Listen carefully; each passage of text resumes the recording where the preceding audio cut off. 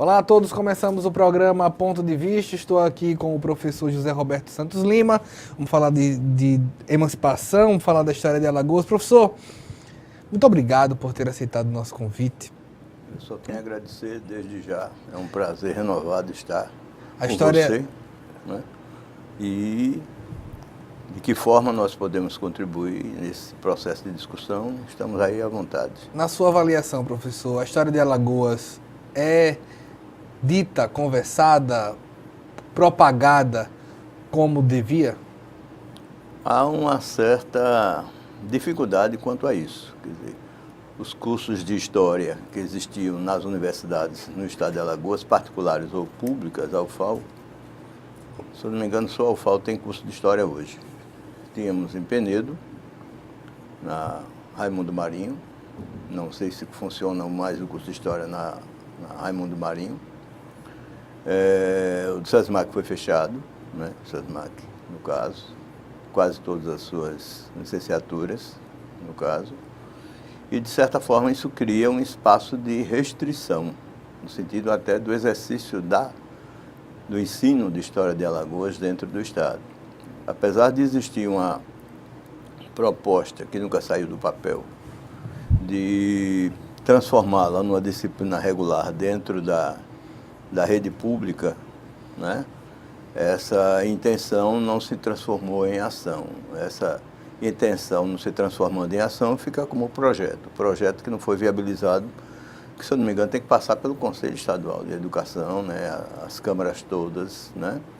Ser regulamentada a nível justamente de não ser um projeto apenas de um governo de A, de B, de C ou de D, mas ser uma disciplina regularmente tratada em alguma série, em algum ano letivo que você tenha, desde o primeiro grau ao segundo, né? No caso, as várias séries.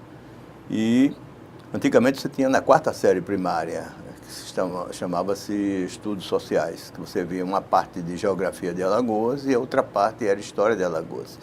Isso na quarta série primária o aluno não tinha devido ainda a maturidade para, de certa forma, melhor compreender aqueles conteúdos que a professora estava repassando para eles. Eu ensinei História de Alagoas, comecei ensinando História de Alagoas no CETEPA, né? Que era um colégio que funcionava ali onde é o antigo, em frente à TV Gazeta, né? O Marista. Batista, perdão. Né? E no colégio de São José, na turma de segundo e terceiro ano científico, de magistério. Né? Fora isso, praticamente só na Universidade Federal de Alagoas depois, né? E praticamente cessou por aí, no sentido de que o estado de Alagoas tem essa dificuldade, justamente é um dos poucos estados da Federação Brasileira que a história local não é elemento prestigiada no sentido de fazer parte da grade curricular, não importa qual seja a série. Isso, de certa forma, a LDB aprecia, a LDB incentiva, né? Os parâmetros curriculares nacionais também falam justamente da questão da história do local, né?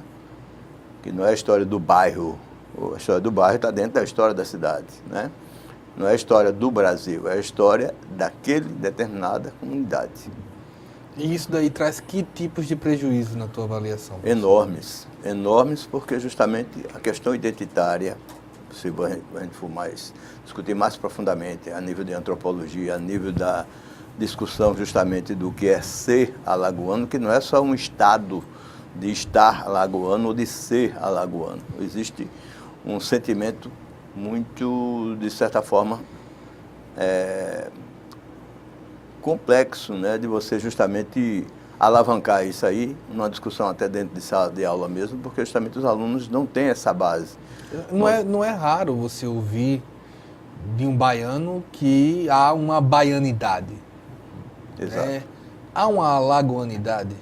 Existe, só que ela passa por problemas mais complexos, justamente dessa falta de formação, dessa fragilidade de se discutir Alagoas, né? Dessa questão justamente de observar de onde é que eu sou, para onde é que eu vou, né? E o que é que eu posso fazer para melhorar isso. Essas 3 ou 4 questões postas, que vêm os desdobramentos disso, né? Como é que o alagoano pode ter orgulho de Alagoas se ele não conhece Alagoas? Só se ama, ou se odeia o que se conhece. Sem conhecer fica uma situação bastante difícil você problematizar isso e você fazer uma discussão mais profunda disso. Quando se diz que o pernambucano e o baiano são muito, né, bairristas, esse bairrismo justamente tem a ver justamente pela forma como justamente esses sentimentos, essas ações, essas atitudes, as práticas sociais, as práticas culturais, o posicionamento das elites em relação a isso, para poder você construir esse conjunto de ações, atitudes. Quer dizer, você tem um Dorival Caymmi na Bahia, mas não, o que a Bahia tem, o que a Baiana tem e o que a Alagoas tem. O Djavan canta isso, né? Praticamente poetiza sobre isso, vários artistas, né? Poetas, literatos, Jorge de Lima, uma série de pessoas falam, já falaram e falam e continuam falando sobre isso, mas nos falta ainda aquela situação justamente de entender por que estamos com o pé no chão. Avalia, por gentileza, professor, a seguinte situação. Nós temos aqui no estado, por exemplo, um Graciliano. Nós temos aqui Nise da Silveira. Nós temos Pontes de Miranda. Se nascessem no Rio de Janeiro, em Paris, em Londres, teriam mais prestígio? Pode parecer uma situação um pouco estranha, né? Mas justamente, primeiro tem que fazer justamente aquele poema do professor Carlos Moliterno, A Ilha, né? Que Alagoas nunca deixou de ser ilha. Ilha no sentido geográfico e ilha no sentido cultural. No sentido justamente não que ela não possa ter sido pontes para outras coisas, mas no sentido da ilha e isolacionismo.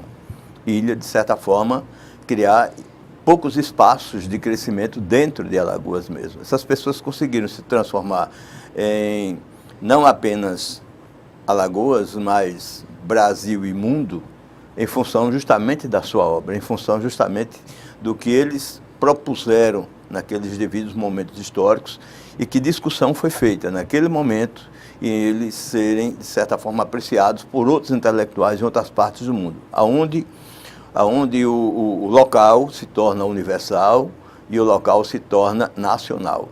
Quer dizer, aonde discutir seca, que estamos há 5 anos com esse fenômeno aqui em Alagoas, pouco chove, né? Se torna uma tragédia não só do Nordeste brasileiro, mas de outras partes do mundo.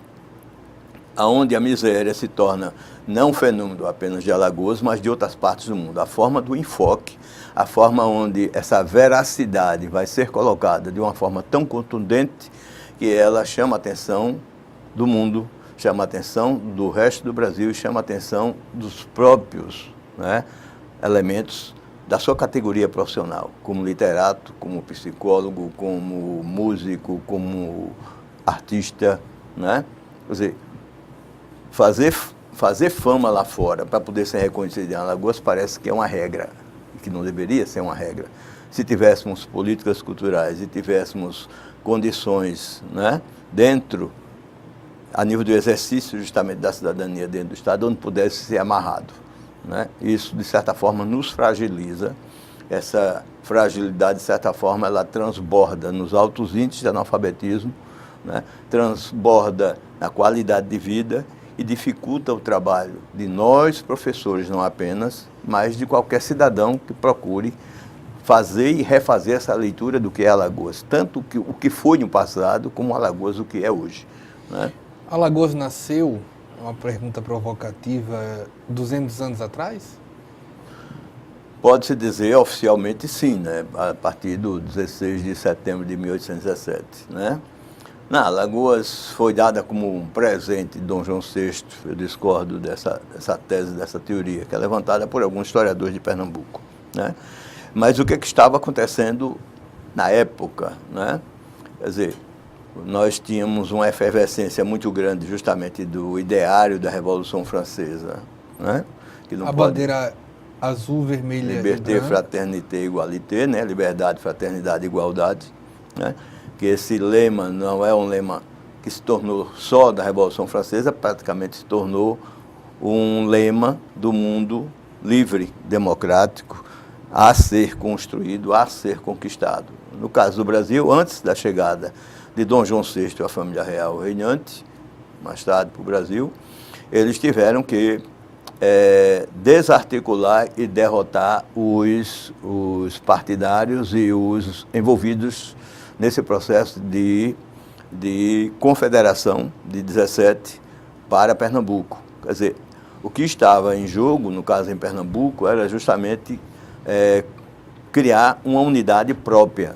A ideia era de separatismo mesmo, criar uma confederação, que essa confederação pegaria Alagoas, pegaria Pernambuco, pegaria talvez Paraíba e Rio Grande do Norte.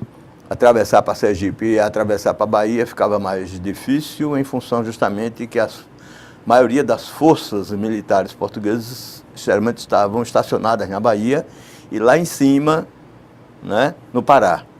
Então, essas situações, de certa forma, criavam uns problemas de atritos, né, nesse sentido, em que neutralizar essas influências era justamente uma forma do governo português dizer: eu não estou abrindo mão do meu território para a invasão ou a entrada de ideias que possam colocar em risco a unidade do império. A unidade territorial do Brasil foi construída com muito sangue, não foi construída só com lágrimas, com muito sangue. Não há aquele brasileiro cordial, paz e amor, não, né? Essa tese justamente é complexa, porque justamente você vê contraditoriamente que, desde as primeiras guerras pela posse do território, colocando os índios para fora dos seus territórios, e até praticamente a atualidade, você vê justamente que o espírito de luta e, às vezes, a ação militar, não tenha sido a ação militar só da oficialidade ou do governo, também do não governo, do não oficial, as guerras de Palmares, do oficial e do não oficial, né, das resistências das populações negras, dos índios na guerra dos Cariris, Confederação dos Cariris, aqui no sertão nordestino, né, e tem sido esse um processo constante, que vai se agregar mais tarde a próprio Canudos, se agregar a uma série de revoltas, né, de manifestações, lutas pela questão justamente da classe trabalhadora, das indústrias de tecidos, greves, mil e uma formas justamente de protestos ou reivindicações ou elementos que sempre fizeram parte do dia a dia do processo histórico em si. E armadas, né? Armadas ou não, né? Mas grande parte delas sempre envolveram justamente lutas, né? A gente vai para um breve intervalo, estou aqui com o Certo. professor José Roberto, nós voltamos já com o programa Ponto de Vista.